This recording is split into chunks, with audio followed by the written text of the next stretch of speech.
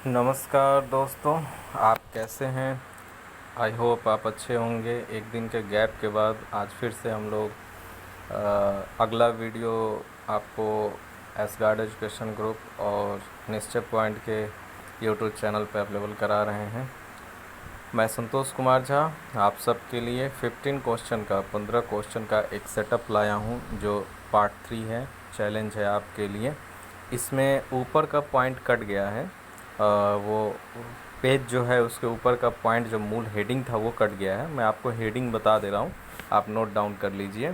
प्रस्तावना, मूल अधिकार एवं राज्यसभा, तीनों से आज कंबाइंड एक प्रश्नोत्तरी संग्रह है आपके लिए, जो 15 प्रश्नों का एक संग्रह कंक्लूड करने के लिए हम लोग ने लाया है।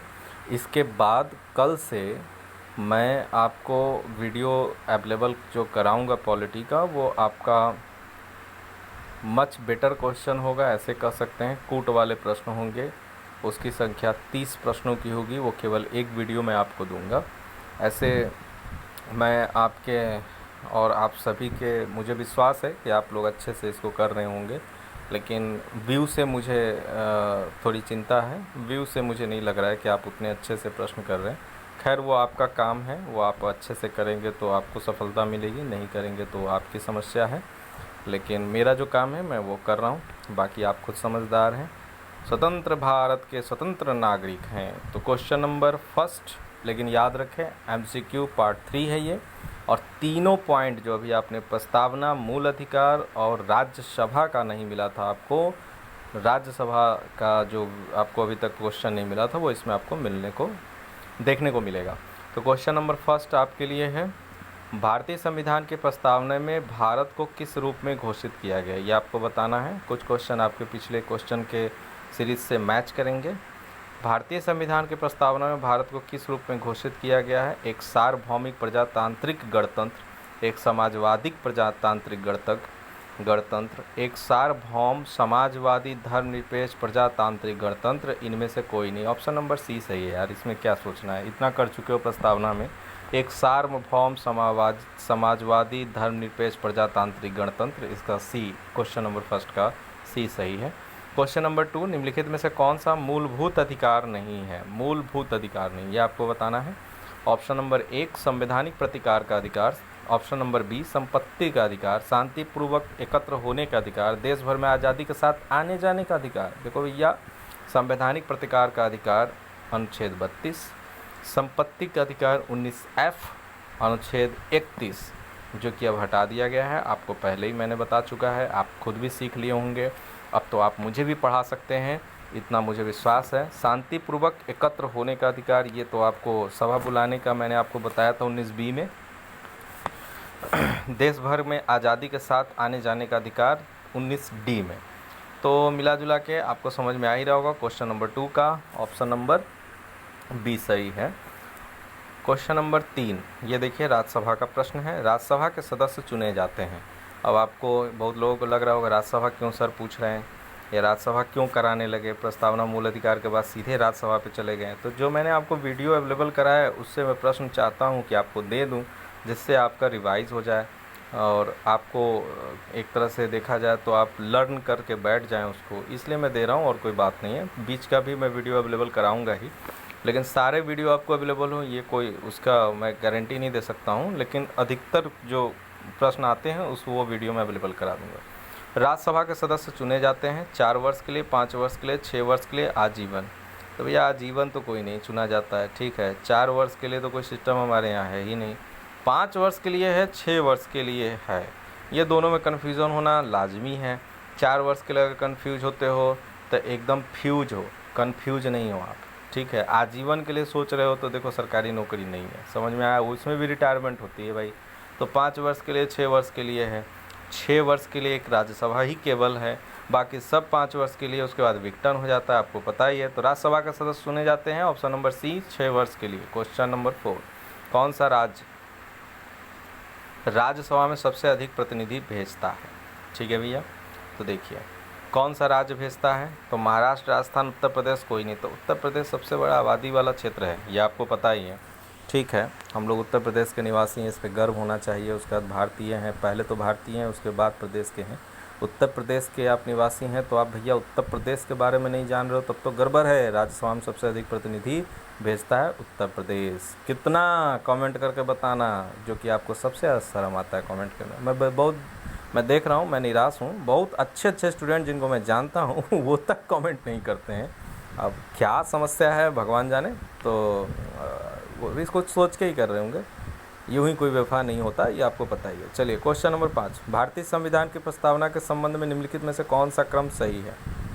ये क्वेश्चन रिवाइज है जहाँ तक मुझे लग रहा है। गणतंत्र, जनवादी, धर्मनिरपेक्ष, समाजवादी, सार्वभौम सत्ता। सार्वभौम सत्ता, समाजवादी, जनवादी, धर्मनिरपेक्ष। सार्वभौम सत्ता, जनवादी, धर्मनिरपेक्ष, समाजवादी। सार्वभौम सत्ता, समाजवादी, धर्मनिरपेक्ष, जनवादी, गणतंत्र। Option number D. Option number D इसका सही है भैया, क्वेश्चन नंबर 5 का। ठीक है, ऑप्शन नंबर डी सही है। देखिए, सार्वभौम सत्ता, समाजवादी, धर्मनिरपेक्ष, जनवादी, गणतंत्र। इसमें पंथ निरपेक्ष नहीं आया है तो आप कंफ्यूज होंगे। इसको आप अच्छे से कहीं लिख के अच्छे से दोहरा लीजिए। यूपीएससी 2014 का क्वेश्चन है ये, इसलिए मैं बोल रहा हूँ। ज़्यादा मैं आज एक्सप्लेन नहीं करूँगा क्योंकि लंबा वीडियो हो जाएगा। क्वेश्चन नंबर 6, राज्यसभा को स्थायी सदन कहते हैं क्योंकि सभी सदस्य आजीवन सदस्य होते हैं। फिर आजीवन, मुझे तो समझ में नहीं आ रहा है आजीवन बार बार क्यों आ रहा है। इसे विघटित नहीं किया जा सकता है। कुछ सदस्य प्रति 2 वर्ष में अवकाश ग्रहण करते हैं। बी एवं सी दोनों सही। बताओ भैया इसका उत्तर। ईमानदारी से दिल पे हाथ रख के सोच लो, इसका उत्तर डी, क्वेश्चन नंबर 6 का डी। बहुत लोगों ने मुड़ी हिलाया, मेरा भी सही था, मेरा भी सही था, लेकिन देखो भैया गलत है। क्वेश्चन नंबर 6 का उत्तर बी होगा। इसे विघटित नहीं किया जा सकता। बीपीएससी 2016 का परीक्षा में ये पूछा गया है। इसी तरह के प्रश्न पूछे जाते हैं जिसमें आप कंफ्यूज होंगे। देखिए, राज्यसभा का स्थायी सदन कहते हैं, समझ लीजिए इसको। आपने पढ़ा होगा राज्यसभा में प्रत्येक वर्ष 2 वर्ष पे सदस्य अवकाश ग्रहण करते, रिटायर हो जाते हैं, ये आपने पढ़ा है। इसे विघटित नहीं किया जा सकता, ये भी आपने पढ़ा है। तो आपको लगा होगा बी और सी दोनों सही होगा क्योंकि आपने दोनों चीज़ पढ़ा है। यही तो पॉलिटी को समझना है। नहीं, इसे विघटित नहीं किया जा सकता है, इसलिए ये स्थायी सदन है। 2 वर्ष में हम करें, 5 वर्ष में करें, संशोधन करके कर दें, विघटित जब तक नहीं किया जा सकता है तब तक वो चीज़ स्थायी होगा। आई होप आपको समझ में आ गया होगा। क्वेश्चन नंबर 6 का बी सही है। ठीक है, यही तो मज़ा है कि आप कुछ न कुछ गड़बड़ करते रहें। चलिए क्वेश्चन नंबर 7, निम्न शब्दों पर विचार करें। क्वेश्चन अच्छा है ये। समाजवादी, प्रजातांत्रिक, सार्वभौमिक, धर्मनिरपेक्ष। फिर क्रम में आपको लगाना है। CADB, CDAB, CDBA, DAC और B। इसको क्रम में आपको बैठाना है, तो आप क्रम में बैठा दीजिए। क्वेश्चन नंबर 7 का उत्तर नंबर ए सही है। सबसे पहले होगा सार्वभौमिक, उसके बाद होगा समाजवादी, उसके बाद होगा धर्मनिरपेक्ष, उसके बाद होगा प्रजातांत्रिक गणराज्य। ठीक है, क्वेश्चन नंबर 7 का ए सही है। क्वेश्चन नंबर 8, श्री मोहम्मद हामिद अंसारी का भारत के उपराष्ट्रपति के रूप में क्रमांक है। अच्छा, क्रमांक था या है, जो भी है। कौन से नंबर की ये उपराष्ट्रपति थे ये आपको बताना है। अब कहेंगे सर जी उपराष्ट्रपति देकर चीटिंग कर रहे हैं, तो देखो उपराष्ट्रपति उपसभापति के बाद सभापति होता है किसका, राज्यसभा का। तो इनसे भी तो प्रश्न आना चाहिए। तो थोड़ा मोड़ा तो चीटिंग हम कर ही सकते हैं, जब इतना हम कर रहे हैं तो कोई दिक्कत नहीं है। आप बता दो, तुक्का मार लो यार, कोई दिक्कत नहीं है। गलत हो जाएगा, गलत हो जाएगा, सही हो जाएगा। कौन सा हम तुमको अर्जुन पुरस्कार या भारत रत्न देने वाले हैं, बताओ। क्वेश्चन नंबर 8 का डी सही है। 13वां मोहम्मद हामिद अंसारी थे। और आपको पता होगा हामिद अंसारी के बारे में कंट्रोवर्सी है। जैसे ही ये उपराष्ट्रपति पद से हटे थे तो इन्होंने कहा कि भारत एक धर्म विशेष का इन्होंने बात कहा था, उनके लिए सुरक्षित नहीं है। इस तरह से याद कर लीजिए, ये इनका जो वक्तव्य था इस पर बहुत ही इनकी निंदा हुई थी। क्वेश्चन नंबर 9, किस सदन में अध्यक्षता करने वाला अधिकारी उस सदन का सदस्य नहीं होता। एकदम कंठस्थ कर लो ये प्रश्न भैया, बहुत इंपॉर्टेंट है और बहुत ही घुमाया हुआ प्रश्न है। किस सदन में अध्यक्षता करने वाला अधिकारी उस सदन का सदस्य नहीं होता। ठीक है, राज्यसभा पढ़ा रहा हूँ तो राज्यसभा ही उत्तर होगा, हम समझ रहे हैं। बहुत 30 मार खा लोग मार रहे होंगे, लेकिन समझिए इसका बात क्या कह रहा है। राज्यसभा का जो अध्यक्ष होता है, मैं आपको एक्सप्लेन। अच्छा, कुछ लोग को ये भी हो रहा होगा कि सर जी उपराष्ट्रपति के बारे में बता रहे हैं 13वां, तो पहला कौन, दूसरा कौन, तीसरा कौन, चौथा कौन। तो देखो भैया, हम लोग पॉलिटी से देके मेंस क्वालिफाइड हैं, इंटरव्यू में सेलेक्ट नहीं हुए। प्रयास में हैं। अभी भी निकला हुआ है PSIR पॉलिटिकल साइंस से मेंस इंटरव्यू होने वाला है, UKPSC 2017। तो आप इन चीज़ों को जब तक मुजवानी नहीं याद करते हैं तब तक आप सफलता के आसपास नहीं हैं अच्छे एग्ज़ामों में। मैं ये नहीं कह रहा हूँ कि आप SSC और UPP और लेखपाल में याद करने बैठ जाएं, लेकिन जिनका सपना है अच्छे पद पे जाने का, नौकरी करने का, नौकरियाँ नहीं, नौकरियाँ और नौकरी में फ़र्क है, तो भैया थोड़ा सा मेहनत तो करना पड़ेगा। देखो मैं याद कराता हूँ आपको, आप याद कर सको तो कर लो, हो सकता है मैं भी गलती कर दूँ। मैं बहुत दिन बाद इसको पढ़ने जा रहा हूँ, मैं याद करके रिकॉल करके आपको बता रहा हूँ। सर्वपल्ली राधाकृष्णन पहले उपराष्ट्रपति थे, दूसरे भी सर्वपल्ली राधाकृष्णन थे, तीसरे जाकिर हुसैन, चौथा VP गिरी, पाँचवा गोपाल स्वरूप पाठक, छठवां का पूरा नाम मुझे नहीं पता, जत्ती थे जत्ती, और सातवां हिदायतुल्ला वेंकट रमन, आठवां थे शंकर दयाल शर्मा, नौवां थे RK नारायण, 10वां थे, 11वें नंबर पे डॉक्टर कृष्णकांत थे, भैरव सिंह शेखावत 12वें नंबर पे थे, मोहम्मद हामिद अंसारी 13वें नंबर पे थे, और 14वें पे वेंकैया नायडू जो अभी हैं। ठीक है, क्रम अनुसार आप याद कर सकते हैं, बहुत बड़ा चीज़ नहीं है, 14 लोग बने हैं, आराम से याद कर लेंगे। दो को रोज़ भी याद करेंगे तो 7 दिन में याद हो जाएगा, कोई टेंशन वाली बात नहीं है। चलिए, किस सदन में अध्यक्षता करने वाला अधिकारी उस सदन का सदस्य नहीं होता है, इसको मैं एक्सप्लेन कर दे रहा हूँ, ध्यान से समझ लीजिए। किस सदन का अधिकारी, तो देखिए राज्यसभा का जो अध्यक्ष होता है वो राज्यसभा का सदस्य नहीं होता, इस बात को आप याद कर लीजिए, एकदम कंठस्थ कर लीजिए। राज्यसभा का जो अध्यक्ष होता है यानी सभापति होता है वो राज्यसभा का सदस्य नहीं होता है। संविधान के अनुच्छेद 63 में 63 में, बहुत लोग कहते हैं 63 का क्या मतलब होता है, हमारे क्लास में बच्चे पूछते हैं, तो भैया 63 मतलब होता है 6 पर 3 63। ठीक है भैया और उनकी दीदियों, अनुच्छेद 63 में उपबंधित किया गया राज्यसभा का जो अध्यक्ष यानी सभापति होता है वो राज्यसभा का सदस्य नहीं होता है। लेकिन लोकसभा में ऐसा चीज़ नहीं है भैया, कंफ्यूज मत होना। उपराष्ट्रपति राज्यसभा का पदेन सभापति होता है, इसके अलावा किसी भी प्रकार के वो लाभ के पद पर नहीं होता है। ये कहाँ लिखा है? अनुच्छेद 64 में। परंतु लेकिन एक कंडीशन है, जिस किसी अवधि के दौरान जब भी उपराष्ट्रपति अनुच्छेद 65 के अधीन राष्ट्रपति के रूप में कार्य करता है या राष्ट्रपति के कार्य का निर्वहन करता है, उस अवधि के दौरान वह राज्यसभा के सभापति के पद का पालन, कर्तव्यों का पालन नहीं करेगा, और वह अनुच्छेद 97 के अधीन राज्यसभा के सभापति को अपना संदेह वेतन का भत्ते का हकदार नहीं होगा। यानी 97 बताया गया है भैया, उपसभापति का पेमेंट नहीं मिलेगा। किसका मिलेगा? राष्ट्रपति का। फिर से समझ लो, देखो 63 में ये बताया गया है कि राज्यसभा सदस्य नहीं होता है उपराष्ट्रपति, ठीक है।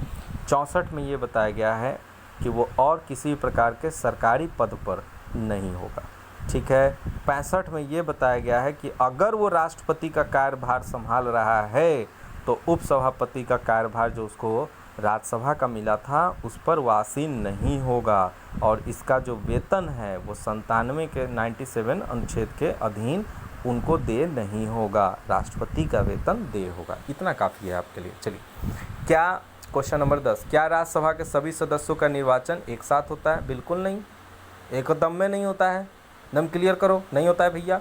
क्यों नहीं होता है?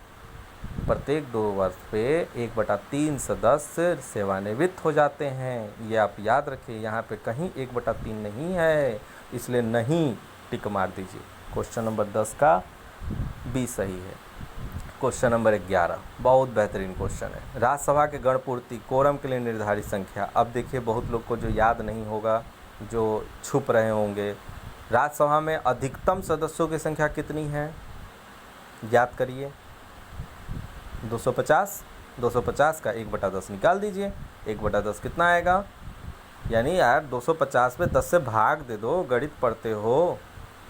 हाँ, भाग दे दो, 0 0 कैंसिल हो गया, 25 आया। 25। राज्यसभा में गणपूर्ति कोरम के लिए निर्धारित संख्या कितनी है? अधिकतम, न्यूनतम कितनी, न्यूनतम कितनी है? 25। अधिकतम तो आप 245 आपके पास है, वो रहेंगे। 25 लोग अगर होंगे तो राज्यसभा की गणपूर्ति का मतलब, जिसको नहीं समझ में आ रहा वो समझ लीजिए, राज्यसभा की कार्रवाई चलेगी। अगर 24 लोग 23 लोग हैं तो राज्यसभा की कार्रवाई नहीं चलेगी, बाकी लोग को कहा जाएगा घर जाइए। जब 25 लोग हो जाएंगे या कम से कम 25 लोग बैठेंगे राज्यसभा में, तब कार्रवाई उनकी स्टार्ट होगी, यानी बाकी लोग अब्सेंट हैं तब की बात ये कही जा रही है। 12वां क्वेश्चन देखिए, राज्यसभा के सभी के लिए नामित फिल्म अभिनेत्री, इसमें पहले कर लीजिएगा, हमसे थोड़ा मिस्टेक हो गया है, ठीक है, अब डांटने की ज़रूरत नहीं है। हाँ, इतनी बात पे डांटोगे तो नहीं चलेगा। राज्यसभा के लिए नामित पहली अभिनेत्री कौन थी, ये आपको बताना है। नरगिस दत्त, वैजंती माला, हेमा मालिनी, जयललिता। तो कुछ लोग कंफ्यूज हो रहे होंगे जयललिता पे, लेकिन ऑप्शन नंबर ए सही है बाबू इसका, नरगिस दत्त, ठीक है। क्वेश्चन नंबर 13, राज्यसभा एक स्थायी सदन, अस्थायी सदन, वह सदन जिसका प्रमुख प्रधानमंत्री होता है, डी वह सदन जिसका कोई प्रवक्ता नहीं होता है। सब कन्फ्यूजन में मत पड़िए, राज्यसभा एक स्थायी सदन है, सीधे सीधे ये करिए। क्वेश्चन नंबर 13 का ए सही है। क्वेश्चन नंबर 14, राज्यसभा द्वारा लोकसभा को धन विधेयक कितने समय में लौटा दिए जाने का प्रावधान है, ये बताइए भैया। 1 महीना, 3 महीना, 14 दिन, 6 महीने। राज्यसभा में अगर लोकसभा के द्वारा धन विधेयक लाया गया है तो कितने दिनों में आप लौटा देंगे, मजबूरी है आपकी, नहीं लौटाएंगे तो पारित माना जाएगा, 14 दिन। क्वेश्चन नंबर 14 का सी सही है। क्वेश्चन नंबर 15, निम्न में से धन विधेयक में केवल ये प्रावधान है, बाकी में मत में घसीट लेना सबको। हाँ, polity is a game of words. Question number 15, निम्न में से किस परिस्थिति के अंतर्गत राज्यसभा को भंग किया जा सकता है? जब देश में वित्तीय आपातकाल घोषित हुआ हो, सही बात है। जब संवैधानिक तंत्र असफल हो जाने पर आपातकाल की घोषणा की गई हो, ठीक है, थी लिखा गया, गलती हो गया, दोबारा फिर मत डांटो, चलो आगे देखो।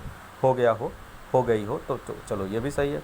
उपयुक्त दोनों परिस्थितियों में, दोनों तो ठीक है लग रहा है, इनमें से कोई नहीं। सबसे पहली बात, लास्ट क्वेश्चन है, चिल्ला चिल्ला के बोल रहा हूँ, वीडियो में भी चिल्ला चिल्ला के पढ़ाया हूँ, किसी भी परिस्थिति में राज्यसभा को भंग नहीं किया जा सकता है, स्थायी सदन है। मैं जो बोल रहा हूँ वही फैक्ट है, तो पीछे पढ़ा के आ रहा हूँ स्थायी सदन, आगे कह दूँ भंग कर सकते हो, ऐसे कैसे? इसलिए याद कर लो, इनमें से कोई नहीं। क्वेश्चन नंबर 15 का डी सही है। अब नींद आ रही होगी आप लोग को, तो आप लोग को इसीलिए मेरी तरफ से क्या, शुभ रात्रि।